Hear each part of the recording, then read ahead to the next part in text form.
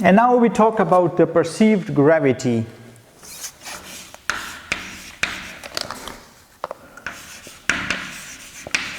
Perceived gravity. For example, we have here a person. This is a person is standing on the ground. So if it's standing on the ground, if we ask this person where is the gravity, in which direction the gravity is, so this person will say that the gravity is in this direction here, the force of gravity, because he will feel the gravity in this direction.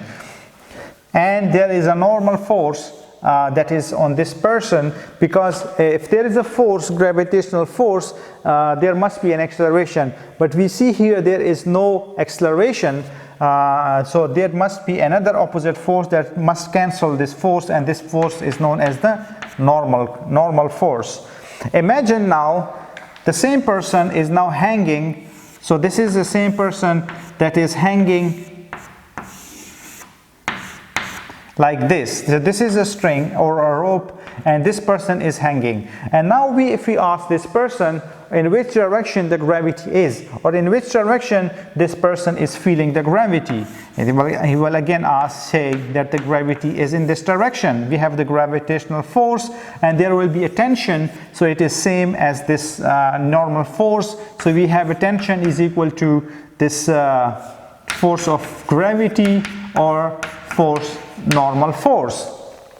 But now if we rotate this person, spin this person, it's like a stone that is attached to a string and you are rotating, but instead of the stone, now a person is hanging there and we are spinning that person, and we ask this person in which direction the gravity is. So now at some moment in time, this person will be like this. So we have a person that is here. So initially it was just not spinning, but it was like this. Here at some moment in time it will be here. If you ask this person in which direction you feel the gravity, so this person will say in this direction, opposite to the tension here. And in another moment in time the person will be here.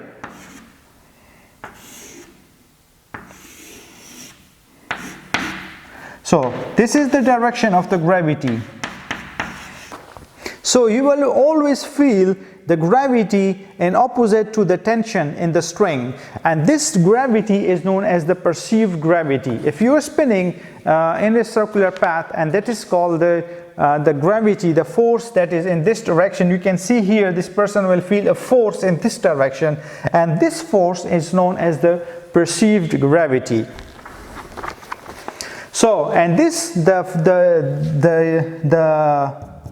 the quantity of this, or the magnitude of this gravity, depends on speed. If we are moving if the person is moving very fast, means the angular speed is very high, that means that the gravity will be high. If it's slow, it means the angular speed, this angular velocity, if this angular velocity is small, then the gravity will be small. So we can say that the angular speed, for example, if it is high, the pull that the person is feeling in this direction, the pull or the force is high. If the pull is in this direction, the gravity is in this direction. So you feel a gravitational force in the opposite direction of the pull. So it is also proportional to the gravity. So gravity is a force. So this gravity is different from the gravitational acceleration, and this gravity is due to the circular motion, and that depends that how fast you are spinning. And this force here, which is always opposite to the pull, so you will feel a pulling force, which is a tension here in this case. So this is, we call it a pull or a force, and the opposite direction, this person will feel a force, and that force is called as the perceived gravity.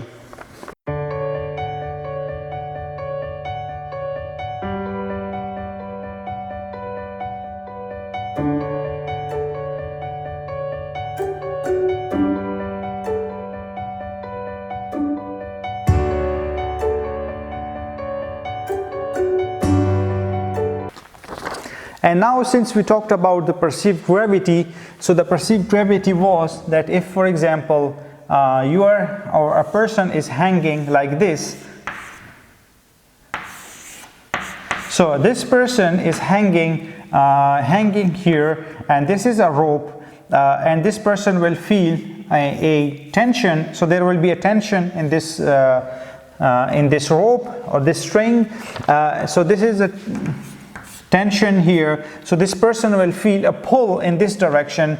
So we call this a pull or a force. So a force. So this the rope is pulling this person because there is no gravity, there is no acceleration. But since the person is also not moving upwards, so there will be a force which is known as gravity. If this person is not spinning like this, then this gravity will be equal to 9.8 meters per second, which is the gravitational acceleration due to the gravitational force. But if this person is spinning, then this gravity will be higher than the 9.8 meters per second. And then we just discussed it, and it depends on the angular speed, and it is known as the perceived gravity. And now we want to know, how can we create a gravity in the space station? Imagine you are in the space station and the gravitational acceleration is extremely small. Means the gravitational force is very small. You might have seen some videos from the International Space Station where the astronauts are just flying in air, and there is nothing to there is no gravity, or since it's spinning. We will talk about orbital velocity, since the space station is moving with the orbital velocity, and it's also far away from the Earth. That's why the person is feeling a microgravity. It's very small. And now we want to know if we can create this perceived gravity or artificial gravity in a space station. So gravity produced, because we are producing it artificially, produced in a space station. So we will make a space station. For example, we have a space station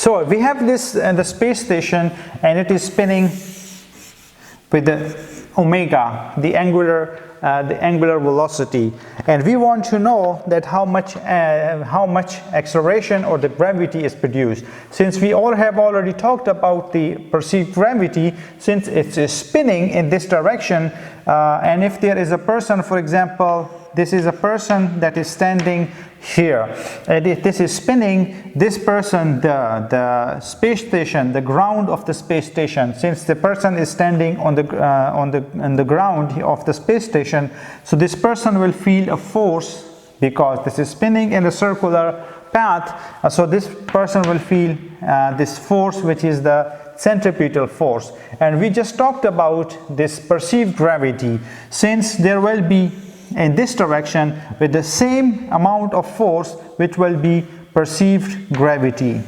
And if the person is here, then the centripetal force will be in this direction, but the gravitational force will be in this direction. And now this force depends how fast this the space station is moving. So this is how the artificial gravity can be created. And now we want to know that how fast the space station should rotate in order to create the gravity that is equal to the gravitational acceleration on the surface of the Earth. And the gravitational acceleration on the surface of the Earth is close to 10 or 9.8, or we just, for simplicity, we write 10 meters per second squared. And for example, the radius, this is the radius of the space station, which is 100 or 10 raised to power 2 meters, which is 100. So the acceleration, we know that it is omega square r is equal to 10 meters per second. So this is known. We want to create this acceleration, which is equal to, so the acceleration caused by this gravity, so which is the ma square. We want to know what is this a. We want to know that how fast this should rotate in order to create 10 meters per second squared acceleration. So omega, so we know the r. What is r? The r here is 100 meters. So omega square is equal to 0.1 in the standard units. So omega is equal to 0.3 radians per second squared, and the time period is 2 pi divided by omega is equal to 20 seconds, and the speed means the magnitude of the velocity is omega r. This is the linear or the tangential velocity is equal to 30 meters per second. So if we rotate, this is the space station, which is 100 meters. 100 meters is a very big space station. So this is the radius. So if we rotate this space station with the 0.3 radians per second, or the tangential velocity, the speed is 30 meters per second, then we will be able to create the gravity which is equal to the gravitational acceleration on the surface of the Earth. Now we want to know, can we go from here to here, or if we are standing, for example, here towards the center. Since we know that the acceleration depends on the r, if we are in the center of this space station, then the r is 0. So if the r is 0, we will not feel any force. Since we will not feel any force, there will be no acceleration. But if we want to go there, that means in this case, since the gravity is always away from the center, that means that if I am standing here, if I want to go to the roof or the first floor, then I need the elevator. So we must have an elevator or some rope that should be used to go in order to go to the center. Otherwise, we cannot go against the gravity. For example, right now I am standing on the surface of the Earth, and the gravity is in the direction that is towards the center of the Earth. Since I cannot go against the gravity in this case, since the gravity is always in the out direction on this International Space Station, we cannot go towards the center. If you want to go towards the center, we will need an elevator or some rope, and that way we can go towards the center. If you want to go from here to here, that means we are going to the second floor, or we are moving against the gravity. So that's why we cannot go to the center, because we cannot go against the gravity. And now we discuss another example in order to explain this perceived gravity. For example, we have a test tube, this is a test tube, and it has some liquid or water which has some small particles. For example, we have some milky, or there are some small particles. It can be mud or some other chemicals, but there are very small particles in this liquid, and this is not clean water. So we want to clean this water, or we want to separate these particles from water. What we need to do, we just need to rotate this. This is, if you rotate this test tube very fast with omega, then it will be separated. So what will happen if we rotate this test tube, this is the axis of rotation, so each and every particle will feel a centripetal force towards the center, because this is the spinning like this, so they will feel towards the center a centripetal acceleration. This is the centripetal acceleration. As we discussed in our previous example, that if there is an acceleration, there will be a perceived gravity. So a perceived gravity will have the same force. So if we start moving it, instead of this is the surface of the liquid, but then if this is moving very fast, then the surface will be liquid will be like this vertically, because of the high speed, and they will feel a force in this direction, which we call a perceived gravity, and they will move towards the this edge. So at this edge, so all the particles will participate here. And now we want to do some calculations, or we want to know that how fast they are moving. For example, this is a centrifuge. This is a common centrifuge. We usually have these centrifuges in our labs when we want to separate some particles from the liquid. And the commonly used centrifuge usually have the speed. You can also change it, but for example, this is moving with 3,600 RPM. RPM means revolutions per minute. So the frequency here is 60 hertz. 60 hertz means that it's spinning 60 times in 1 second. So it's very high speed. So omega is equal to 2 pi f. So it is 360 radians per second. And the radius, for example, we take this radius, for example, from here to here is 15 centimeter. So we have a radius is equal to 15 centimeter, and the acceleration, the centripetal acceleration, or we will have the same centripetal acceleration is in this direction, but we will have the force, the acceleration that's due to the perceived gravity. It has the same value as the centripetal acceleration. So if we put these values here, we just calculated it. So this was given. So this was the angular speed. It's spinning with the 3,600 RPMs. We calculated the frequency. The frequency is 60 hertz. So it's spinning 60 times in 1 minute.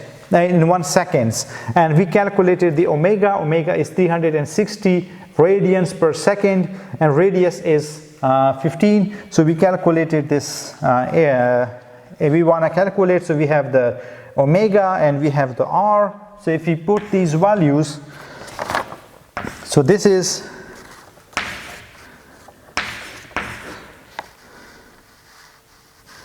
20,000 meters per second squared.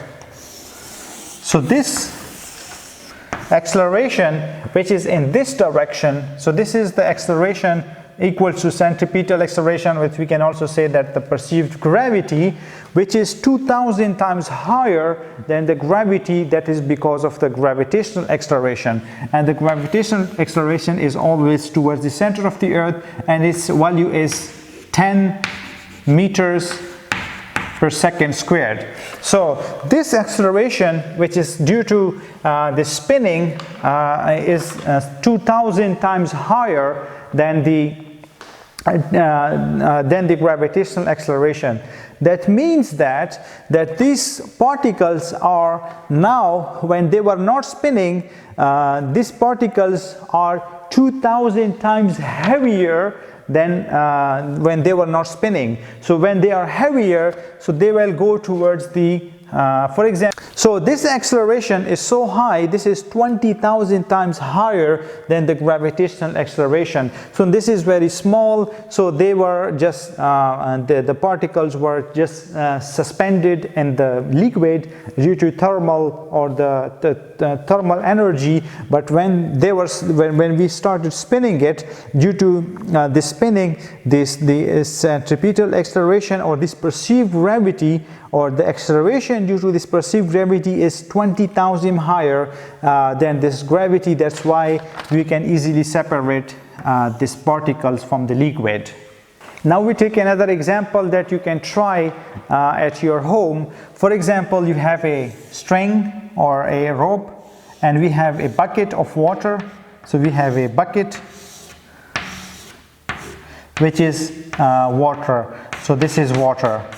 So we want to know that how fast should we spin this bucket of water. For example, we have a string and there is a bucket attached to the string, and we want to rotate this bucket, and we now want to know that how fast should we rotate that this water should not come out of this bucket. So this is the omega, and now we want to calculate. We know that the gravity. If there is a mass, there will be a gravitational force on it, and the acceleration due to this force. And we always know that its gravitational acceleration is AG is 10 meters per second. If the acceleration due to the perceived gravity is higher than 10 meters per second, then the water will not come out of this bucket. But we want to know what should be the speed. How fast should we spin this bucket in order to not spill this water? So for example, this length of this rope, we can say the radius of this rope, because it will spin, so this will be the center, is 1 meter. 1 meter. So the acceleration is, for example, we want to calculate this one. For example, for this acceleration, which is gravitational acceleration, should be VR squared divided by R, so equals to 10. If we have, for example, the radius, we have this is the acceleration. So we have 10 here, we have R here. If we put this value here, so we can easily now calculate the velocity, tangential velocity. So this is 3.2 meters per second. Now what we see here, that if we spin